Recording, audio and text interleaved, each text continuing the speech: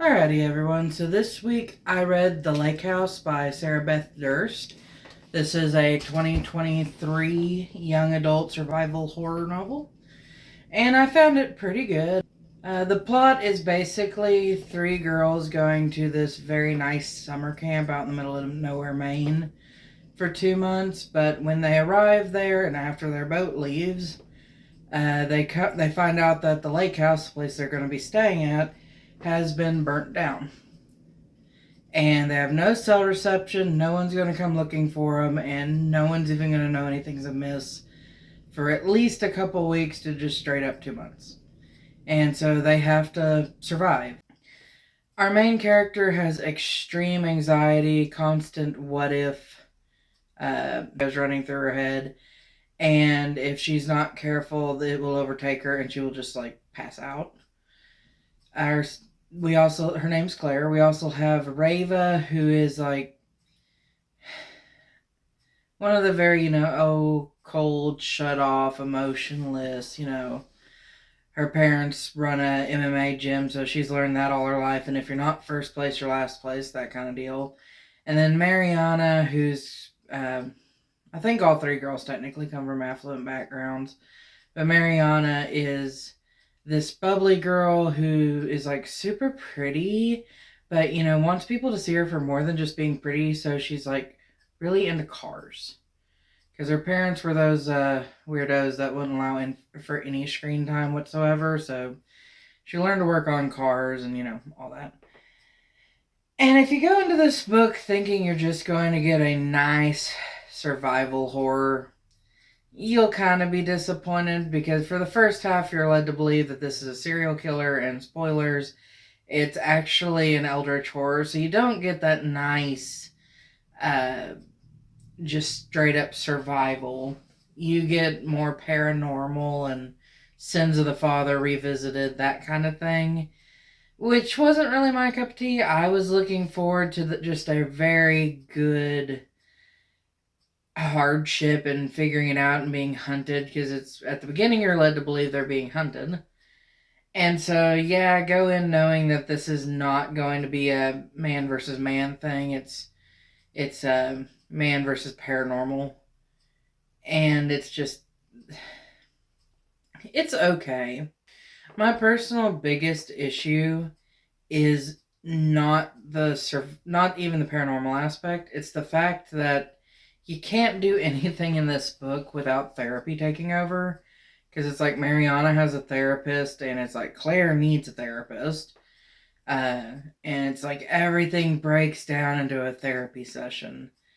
And I read the acknowledgments in the back of the book, and the author talked about how she wanted to write a book about, the power of friendship, and how, female friendships, especially teenage girl friendships, are super strong and can get you through almost anything.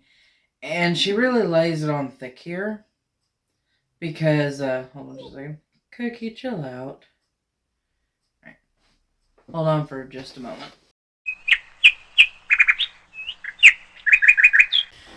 Forgive me, my dogs were whining. I don't know if y'all can see them, but I don't think you can.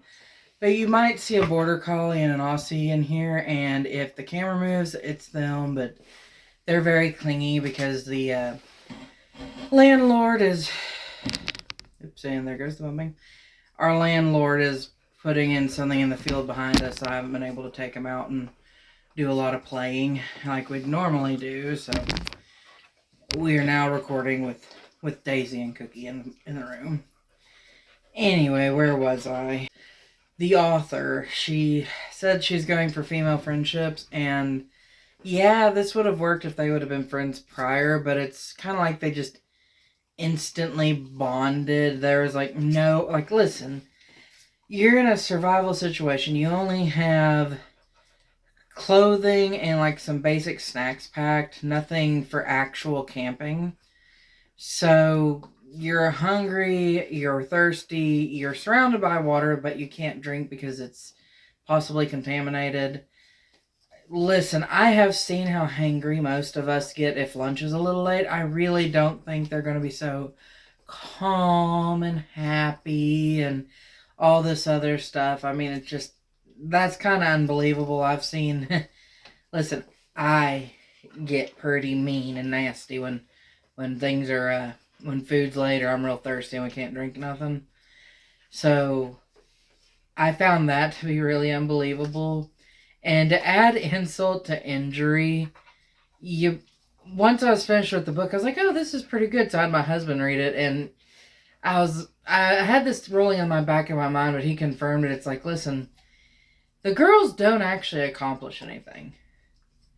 They do get a fire going after a while at some point, but then it rains and the fire goes out, and so because it rained, they were able to get water in a mason jar that they'd managed to scrounge from the burned building.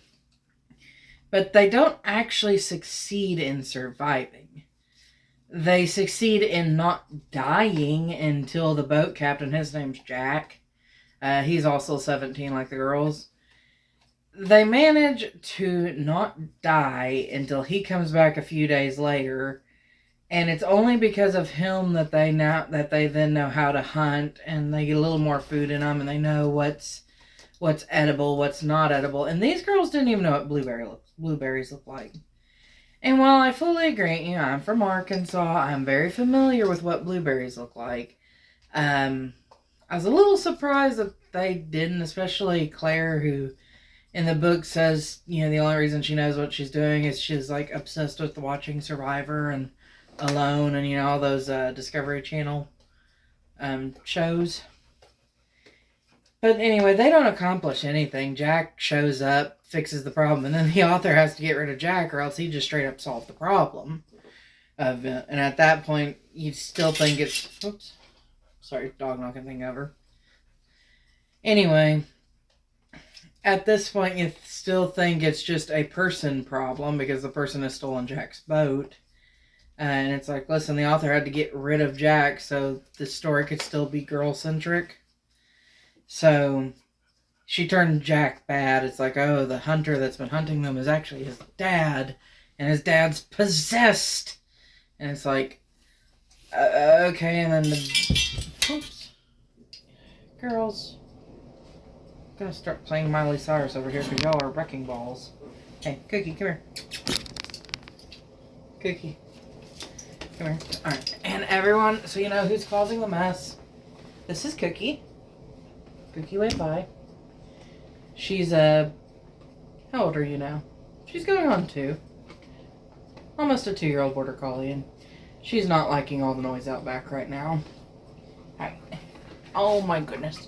Alright, off. Anyway. So Jack turns bad. And then he's kind of like this NPC because, he chases... once his dad kills himself, he's like, oh, well, maybe if I sacrifice you to the evil entity, it'll bring my dad back. So he chases him off. But after they manage to escape, he doesn't really pursue them. He's kind of like that video game character that once you're out of the little bubble, they go back to whatever else they were doing and kind of forget about you. Well, that's what happened with him, is they go off and try to survive for a couple more days, realize they're on an island. And only to, by realizing that, they'd circled back around to their original campsite where Jack was then, camping out, not really looking for him. Which I guess if you're on an island, it's not like they can exactly go far. And honestly, at that point, I was like, okay, I get it. Y'all looked it up and couldn't find a brochure about this place online. But could you have at least looked at Google Maps and realized, this place is on an island? Because surely someone somewhere shared an address. Or the family dropped some hints or something. Because they didn't know they were on an island. No one was able to see from aerial photographs this place has been abandoned for a couple of decades. So, yeah. But anyway, they get around and they're trying to figure out how to get a hold of Jack and grab the phone that he's got on him. It's a satellite phone. And and of course the author can't really just have them try to gang up and jump on him. So she has it where Arthur, which is the local wild man, who's originally possessed, which I'll get back to that. Arthur comes in and whacks him over the head and takes him. Also the girls can follow, because once again, they really haven't accomplished anything on their own. And they get there, and they try to get the satellite phone, and Arthur stops them, and then literally exposition dumps the entire reason behind this story. I mean, the next 2-3 scenes is just one massive exposition dump that really just kind of makes you want to scratch your head and go, why this way? So I'll rewind, and so between Arthur and Jack, Arthur tells the first bit of the story, and then while the girls are escaping with Jack, who's got a severe concussion, is going in and out of consciousness, manages to stay awake long enough to tell them the rest of the story, because, by the way, they did not piece any of this together. At no point in this story did any of the girls actually accomplish anything other than pep talking each other to be brave. I kid you not. And so one of the reoccurring things is Mariana doing the whole, sins of the father. It's like her dad embezzled a lot of money, got caught. I think he got fired, but either way, they had to pick up and move from her home in California to, I think it was Illinois. And she's sad, but she kept quiet about it because she didn't want to disappoint her family and all that, but she misses her tias and this and that and her family and all this other stuff and her grandmother's tamales. And I'm like, okay, cool. Well, then you have Reva over here who's like, sins of her parents. Eventually you find out that Reva's mother was texting and driving and just did not see that a truck had run a red light or something. And they got in a massive car crash. Well, Reva's in constant pain, but won't tell her parents about it because the parents have the attitude of no pain, no gain or something like that. But the author's really trying hard to shoehorn in sins of the father kind of a deal. And according to Arthur, he and the girl's parents went to that summer camp several decades ago. And one night they all snuck out and uncovered this cave which had a trapped spirit in it, and the spirit was like, okay, listen, all of you can escape if you give me one of yours. And they were like, alright, cool, bet. Arthur, take one from the team. And so he got stuck with the, evil spirit. Hoping that they would come back and replace him or bring help or something, but the spirit made him forget that this even happened. But implanted this nice little memory of just make sure when your kids hit 17, y'all send them back to this place too, so the spirit can then have a fresh body. Arthur, who's not strictly a bad guy, because when he is of his right mind, he does try to rescue the girls at least once before all this. The author doesn't really give him much screen time, I won't lie. And then, as he's still possessed, obviously. Before I forget, because here's the problem with this story. It's both simplistic but extremely convoluted. Because that gives you a very rough and easy line of how the girls got there, The parents have an implanted memory to send their kids there. And that could have literally been it. It's just 1, 2, 3, you're done. But I guess there needed to be an extra layer for some reason. So this is a section where I'm not sure if this is a accident on the author's part, or if it's playing into the unreliable narrator aspect a little bit. But according to Arthur, he set fire to the lake house, which drew in the attention of Jack's father, so Jack's father could be possessed because he had access to everything needed to get the girls there. As they're running away, Jack says that his dad was poaching on the island, found Arthur, trapped him in a cage in a bunker, and then got possessed from there, killed his girlfriend, and roped Jack in on the idea of, hey, if you get the girls, your dad will be let go. So there's a bit of inconsistency there. It doesn't really ruin the story, but it does, tie your brain in knots for a minute. But long story short, evil spirit wants one of the girls so it can live on for another little while. So they wrestle with Arthur. Accidentally, he falls and is kind of pushed into this cave entrance which has a steep drop down.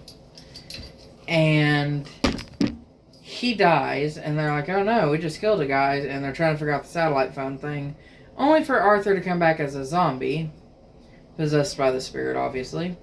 So they grab Jack and run, and Jack's like, oh, why aren't you leaving me there? I would have sacrificed you, da-da-da-da-da. And they're like, we know it's because we're better than you. Which is a reoccurring thing in this book that I didn't really care for. The author, there's Arthur and there's author, and I'm Southern, and that just creates a tongue twister for me. Anyway, the author has this really kind of a lean against men that I don't really appreciate, because I get quoting statistics. Like, the characters several times bring up the fact that, oh, so many percentages of serial killers end up being white men between this age and this age. And that might be true. I'm like, okay, this is not strictly a serial killer. This is a murderer and an arsonist, but there's a fine line between the two. And then you run into, Jack is literally only there to move the plot along. Because, honestly, once they rescue him and he tells them what's going on, he passes out and is no help in the story whatsoever. And then he never gets closures. Like, the girls all get a trauma bond, friendship, and assistance with whatever issue they're currently working with. But Jack loses his dad and is either possessed by an evil spirit or is being coerced by one. And all this other bad shit happens to him, but he gets nothing out of it. Not even a girlfriend. Anyway, the author has this thing, I guess, against guys. Because, okay, Jack's dad actually is a pretty good guy because he was trying to help Arthur. And then he ended up killing himself and ordering his son to, get the girls out of there. They're innocent, ignore me. Just get out of here. So the dad actually did the noble sacrifice, but you don't dwell on that at any point. Arthur over here got the short end of the stick, being stuck like this for ages and ages. And he did try to help the girls when he had a chance. And then just things happened. And it's like, you even get as far to the fact of, like, Reva's mother. She was texting and driving. But the author didn't let that be the reason that she got in a wreck. It was, oh, her mom was texting and driving, and then someone ran a red light. And I'm like, listen, give the women some consequences to their actions. It's like, there doesn't really seem to be any weight there. All the girls get along swimmingly. Everything's honky-dory. They've all got their issues, and they share their issues, and they take a team vote, and everything works way too smoothly. And I just found that to be, I don't know, it's actually kind of annoying, because it's like, listen, I'm a girl, and in this situation, I know me and several other people I know, we would not be getting along this nicely. And I didn't particularly care for that aspect. I feel like the girls should have been given is it weird to say agency? It's like, I would love it if they would have messed up. If they would have had more personality flaws or something. Because now that I think about it, I don't think any of them had any flaws. It's like, okay, Claire had these panic attacks, but at no point did that actually inhibit them from doing anything. In fact, her overthinking gets them through quite a bit. And it's like, okay, well, alright, Reva, she's got chronic pain and MMA background and, emotional constipation. Alright, cool. We could do, there could be some flaws there, but it's like, oh, nope, she kicks ass, takes name, and then slowly opens up about being grumpy because her parents were severe. And then you have Mariana, who, I mean, honestly, I kid you not, I think the author just slapped on the bisexual tag onto there just to give her something to feel victimized about. Because she comes off as, she's wealthy. She's got a large, loving family. Dogs. A large, loving family. A nice home. A nice school district. Yeah, her dad messes up. But it's like, overall, she doesn't... There's no faults there, so... Yeah, it just felt like they're all way too good. And I'm like, okay, listen, I get it. It's young adult. It doesn't need to get super serious. But golly, give the girls some flaws, something. I mean, they should be... What's the word I'm thinking of? Can't think of it right now, but... Infantilizing. There we go. I found it kind of infantilizing for them to have all of these flaws with no consequences. And I just... Yeah, that kind of pulled me out of the book. But other than that, I found it to be a pretty good book. I would give it a solid 3 out of 5. It's got some really good pulse-pounding moments, but it just kind of falls apart there towards about the halfway point, and then it is less survival and more therapy session. And I'm sorry, but I did not sign up about how to hear about how you just need to be brave.